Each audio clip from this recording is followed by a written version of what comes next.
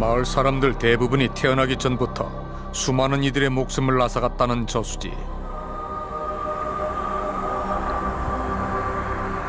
그 저수지가 삼켜버린 또 하나의 비극이 시작된 것. 장마로 하루 종일 비가 내렸다 그치기를 반복하던 7월의 밤이었습니다. 저수지를 향해 달리던 화물차가 순식간에 사라진 겁니다.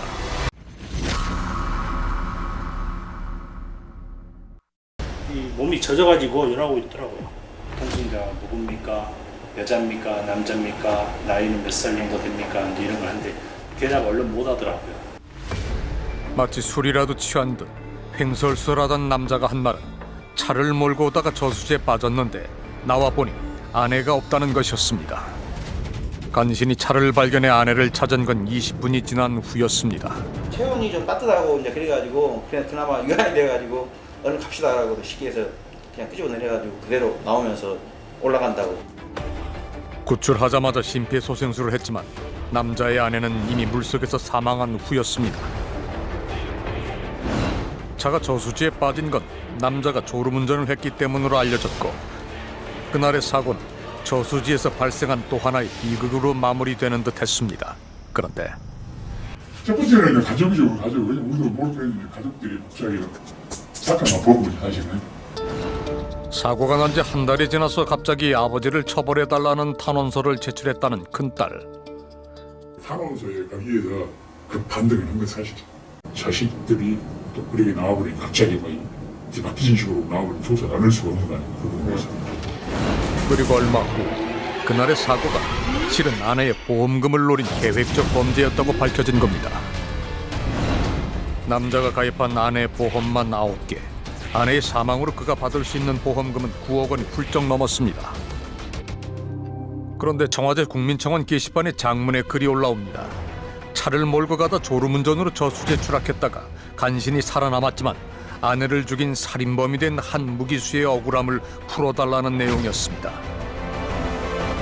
그는 바로 보험금을 타낼 목적으로 아내를 살해하고 17년째 수감 중인 무기수 장동호 씨였습니다.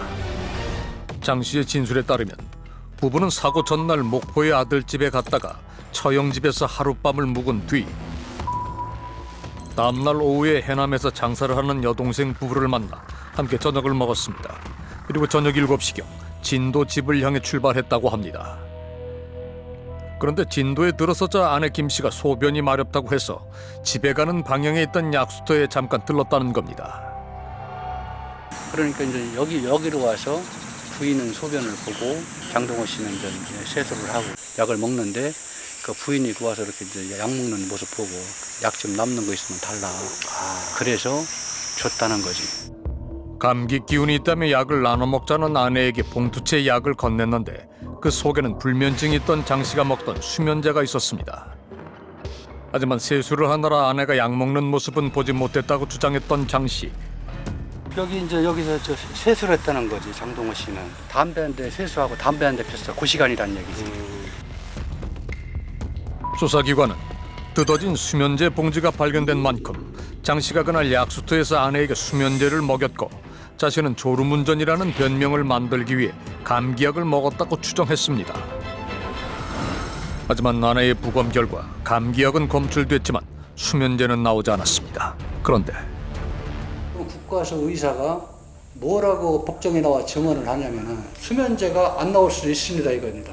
안 될 수 있다. 소량이기 때문에. 게다가 아내의 몸에는 누군가에게 공격당한 것으로 의심되는 상처가 있었습니다. 새우처럼 등이 위에 올라가 있고 이게 있었어요. 다리가 떠 있으니까 시켜서 떠 있구나. 그래서 안전벨트 안 했다는 것을 아는 이유가 떠 있기 때문에 안전벨트 했으면 안 떠 있죠. 인양된 차의 안전벨트는 잠겨 있었습니다. 어떻게 된 일일까? 재판부는 그 의문에 대한 답이 바로 장 씨가 아내를 살해한 범행 흔적이라고 판단했습니다. 수면제를 먹었지만은 소량인 탓에 아내는 물에서 깨어났고 안전벨트를 풀고 탈출하려고 했지만은 장 씨가 막아서는 바람에 그 자리에서 익사를 했다는 추정입니다. 시신에 남은 상처가 바로 장 씨가 아내를 압박한 흔적이라는 겁니다. 아내가 풀었던 안전벨트가 잠긴 채 인양된 건 역시 장 씨의 소행으로 안전벨트가 풀려 있으면 지급되는 보험금 액수가 줄어들 것을 우려한 치밀한 행동이라고 덧붙였습니다. 차에 남겨진 흔적 역시 의혹을 더했습니다. 차를 견인했던 관계자는 지금도 당시 일을 또렷이 기억합니다. 좀 뭐 특별하게 기억 남는 점이 있으세요? 이제 이 차가 이제 앞유리가 빠졌어요. 아, 자기가 이 앞유리를 빼고 나왔다 했거든. 앞유리를 빼고 나왔다. 그러니까 의심을 더 했던 거죠. 사고 다음 날 인양된 차는 실제로 앞유리창이 통째로 빠져 있었고 빠진 유리창은 근처에서 발견됐는데 이것이 매우 이상하다는 겁니다. 저수지에 추락하기 바로 전 표지판을 충돌하긴 했지만 그 충격만으로는 앞유리가 빠지지 않을 거라는 이유 때문입니다. 무엇보다 결정적인 단서는 국과수의 차량 감식 결과였습니다. 앞유리가 빠진 건 사고 전 미리 햇빛 가리개 고정대를 분리했기 때문이라는 겁니다. 이것이 무슨 얘기일까? 무슨 탈출을 했어. 자기는 영화를 봤는데 안에 유창을 딱 끼고 나서 그렇게 딱 자기를 그래서 지금 내 생각해 보면 결정적인 그런 부분은 국과수의 차량을 감식했는데 탈착 흔적이 한 거 있다. 잘 빠지게 영리하게 앞유리가. 이 주장을 받아들여 무기징역을 선고한 재판부가 인정한 그날의 범행은 정리하면 이렇습니다. 사고가 있기 전 장 씨는 앞유리창이 잘 빠지게 미리 조작을 해놓고 사고 당일 약수터에서 아내에게 수면제를 먹여 재운 후 차를 몰고 저수지에 뛰어들었으며 물속에서 정신을 차리고 탈출하려는 아내를 막아 익사시킨 후 보험금을 더 받기 위해 조수석의 안전벨트를 다시 채우고 빠진 앞유리창으로 탈출을 했다는 겁니다. 수사기관이 그날의 사고가 졸음운전이 아니라고 확신한 건 현장을 조사한 후였다고 합니다. 바로 그 현장 보시면 제가 답이 나온다. 현장 보셔야지 말로는 안 되죠. 여기서 우회전 해가지고 이렇게 나가야 되는데 그거 아무 관계없는 좌회전 해가지고 좌측으로 꺾어가지고 들어가 보니까. 장 씨의 집으로 가는 우측 도로에는 가드레일이 있어 저수지에 뛰어들 수가 없으므로 가드레일이 없는 좌측으로 향했고 졸았다고 보기에는 꽤 정교한 핸들 조작이 있었다는 겁니다. 우린 전문가와 함께 현장을 찾아 수사기관의 주장을 확인해봤습니다. 그런데 전문가는 현장과 경찰의 약도가 다르다고 지적합니다. 이게 조금 길이 잘못 그려져 있는 거예요. 이게 뭐냐면 이게 꺾은 게 아니거든요. 그냥 안 꺾으면 일로 들어오게 돼 있어요. 안 꺾으면. 수사기관의 주장과 달리 좌측으로 꺾지 않아도 추락 지점에 도착합니다. 처음부터 쭉 도로를 따라서 그냥 직진으로만 쭉 오면은 여기까지 이렇게 올 수가 있죠. 충분히 올 수가 있죠. 장 씨의 주장대로 졸음운전을 했다면 직선 도로를 달리다가 삼거리에서 우회전을 못한 채 그대로 저수지에 추락할 가능성이 있다는 겁니다. 현장 조사에 대한 의문은 이뿐만이 아닙니다. 약수터에서 찾은 약봉지는 아내 김 씨가 먹은 게 맞을까? 아내의 위에서 캡슐약이 발견된 만큼 아내는 분명 감기약을 먹었습니다. 그런데 당시 장 씨 약을 조제해준 약사를 찾아가 확인한 결과 장 씨가 아내에게 건넨 약에 대한 뜻밖의 사실을 알게 됐습니다. 다 정제 여기 캡슐은 없어요. 왜냐면 부패자분 몸에서 캡슐 알약이 나왔거든요. 그건 이해하기 좀 어렵네요. 그 다른 걸 아마 드셨다라고밖에 생각은 안 드는데. 도대체 어떻게 된 일일까? 우린 사고 전 함께 저녁을 먹은 장 씨의 여동생을 만나 그 의문을 풀 수 있었습니다. 그 이제 거기서 돼지갈비를 다 먹고 그러고 나서 이제 올케가 이제 감기 기운이 있다고 감기약이라고 하면서 올케가 거기서 식당에서 먹었거든요. 가면서 이제 잔다고 차에서. 아내가 갈비집에서 감기약을 먹었다면 약수터에서는 장 씨가 준 약을 안 먹었을 가능성이 높습니다. 부검에서 검출된 감기약은 갈비집에서 먹은 것일 수 있지만 약수에서 먹었다던 수면제는 검출이 안 됐기 때문입니다. 하지만 국과수 담당자는 이렇게 얘기합니다. 일반적으로 확인이 된다고 하는데 트리아졸람이라는 성분은 저용량의 약성분에 해당되어 검출되지 않을 가능성이 있습니다. 전문가들은 이 답변을 이해하기 어렵다는 반응입니다. 감기약 성분 진통소염제는 검출이 됐는데 트리아졸람은 검출되지 않을 이유가 없습니다. 이 부검감정서 소견 가지고는 사실은 먹었다고 볼 수 없습니다. 안 먹어서 검출이 안 되는 것인지 먹었는데도 원래 수량이 때문에 검출 안 되는데 이것은 약물에 대해서 더 이상 논의가 돼야죠. 아무도 증명할 수 없는 걸 갖고 전제할 수는 없잖아요. 사건 이해의 가장 기초가 될 현장도 사망 원인을 이해할 가장 기초가 될 부검도 분명 이상합니다. 신뢰했던 현장 조사와 부검에 대해 의문을 제기하는 전문가들. 국과수의 차량 감식 결과도 다시 살펴봐야겠습니다. 거모도 실험해봤잖아요. 거모도 승용차가 그냥 살살 들어갔어요. 물속에 살포시 들어갔는데도, 천천히 들어갔는데도 불구하고 유리가 다 깨졌잖아요. 화물차는 승용차처럼 엔진룸이 없어 앞유리창이 바로 물에 닿기 때문에 침수할 때의 충격이 훨씬 크다는 겁니다. 가서 고꾸라지듯이 물속에 충격을 가한 거죠. 이 전체의 수압이 확 이렇게 가해져 버리잖아요. 아마 물에 풍덩하고 물에 충격됐을 그때 이미 이거는 그 깨지면서 이탈됐다고 봐야 돼요. 그렇다면 장 씨가 이탈된 앞유리로 탈출하면서 아내는 못 나오게 막아 익사시켰다는 수사기관의 주장은 가능성이 있는 얘기일까? 주장의 근거가 된 아내의 시신에 남은 상처는 정말 장 씨가 아내를 막으며 압박한 흔적일까? 피부에도 보이는 압박 흔적은 분명히 있습니다. 근데 피하 조직에는 아무런 출혈이 없어요. 생각해 볼 수 있는 건 사망 후에 압박을 강하게 했다는 것 이외에는 달리 없고, 사망한 후에 압박을 할 수 있는 거는 대개 심폐소생술 이외에는 가능하지 않지 않나라는 생각이 들고요. 이거 심폐소생술 흔적이에요. 실제로 당시 구급차 안에서는 물론 병원에서도 여러 차례 심폐소생술이 실시됐습니다. 하지만 여전히 의문은 남습니다. 그날 아내는 안전벨트를 했고 차의 벨트는 잠긴 채 발견됐는데 시신은 왜 안전벨트 밖에 있었을까? 혹시 아내가 안전벨트를 풀지 않고 그대로 빠져나왔을 가능성은 없을까? 네, 내려주세요. 우린 사고 상황을 그대로 재현하기 위해 동일한 모델의 차를 물속에 넣은 뒤 안전벨트가 잠긴 상태에서 빠져나올 수 있는지를 확인해 보기로 했습니다. 자, 실험 시작. 처음엔 당황해서 급하게 벨트를 잡아당긴 탓에 벨트가 잠겨 잘 빠지지 않았지만 이내 진정을 하고 서서히 잡아당기자 벨트가 헐렁해져 그 사이로 쉽게 몸을 빼낼 수 있었습니다. 어떠셨어요? 나오셨는데.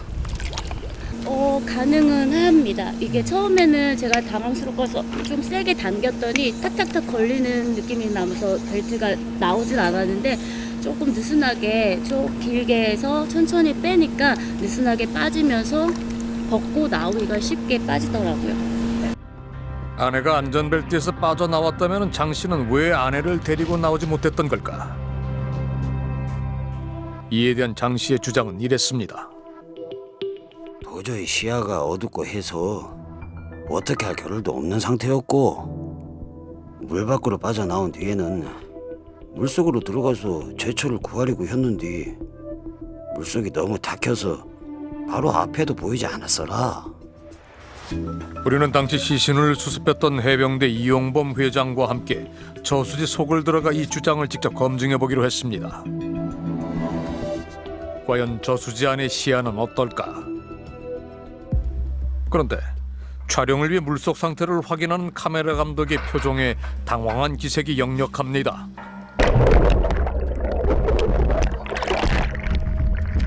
게이지가 안 보입니다. 해가 있는 낮 시간임에도 불구하고 수면에서 30cm 밑으로 내려가도 저수지안의 모습은 한 치 앞도 보이지 않을 만큼 혼탁합니다. 촬영이 의미가 없는 상황. 시야가 앞에 한 몇 센치까지 나와요? 5에서 10도 안 나온 것 같아요. 5에서 10. 안 보여요. 제 손도 안 보여요.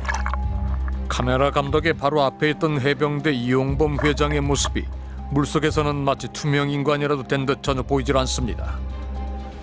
그때는 지금보다 더 안 보였던. 그렇죠. 전혀 안 맞죠. 그리고 밤이었고 더구나 지금 되게 날씨인데도 지금 물속이 이러는데 그때는 이 밤이었고 그야말로 한 치 앞도 안 보이는 물속에서 탈출하려는 아내를 압박해 익사를 시키고 안전벨트를 잠근 후 빠져나왔다고 하는 수사기관의 의심은 충분히 합리적인 걸까?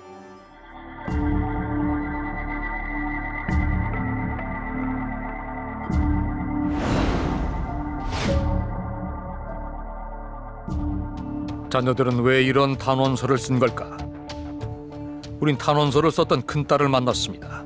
17년이 지났지만은 그날을 생각하면 여전히 아버지가 원망스럽다는 명선 씨. 일단 훈련소를 나왔다는 게 굉장히 매웠죠. 나한테서 엄마를 뺏어갔다고 생각이 됐기 때문에 그날 있었던 사건에 대해서 진실은 우리가 누구도 모르는 상황인데 반감이 크니까. 그런데 탄원서에 대해 묻자 복잡한 심경을 드러냅니다. 뇌가 영향이 컸죠. 그 사람은 그런 행동을 하고도 남을 놈이다.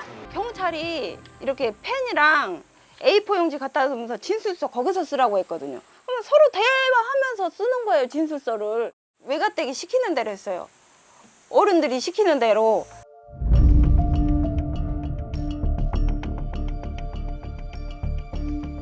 보험금이 나와서 다른 이모들이 약간 관심을 네, 가져. 관심을 갖는 거예요. 느닷없이 그렇게 관심 갖지를 않는 사람들. 원래는. 네. 그러니까 애들한테 이제 하려고 어떻게 해서도 꼬셔갖고 먹으려고 준비하는 사람들이라 우리가 그거를 제재하고 뭐 하고 했었는데.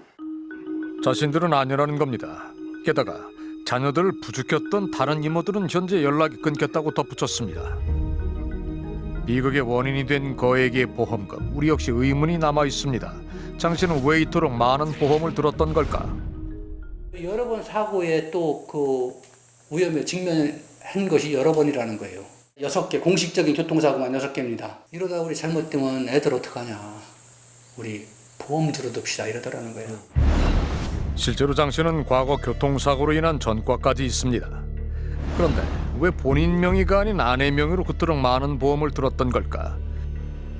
당시 부부의 보험을 설계한 담당자를 만나 물어봤습니다. 언니가 보험료가 더 싸고 조금 들어가니까 이제 언니 거를 하자고 했거든요. 처음부터 맨날 언니 보험 넣으라고 했거든요. 진도에서 20년 넘게 보험 일을 한 관계자는 지역 특성상 장 씨처럼 보험을 많이 가입하는 게 특이한 건 아니라고 얘기합니다. 뭐 농협에 가고 문 일보고 그러면은 애들이 삼촌 이거 홍지 하나만 해줘 그러면은 무슨 대출 좀 받으려고 그러면 뭐 삼촌 이거 하면 5만 원짜리 하나만 해주게 그러면 그래 알았다 그러고 그냥 그전 때 나도 여기 의심가 홍지가 아마 4개 5개 있었어요. 하지만 편견이 개입된 의견일 수 있는 만큼 우린 전문가에게 장 씨의 보험 내역에 대한 객관적인 평가를 부탁했습니다.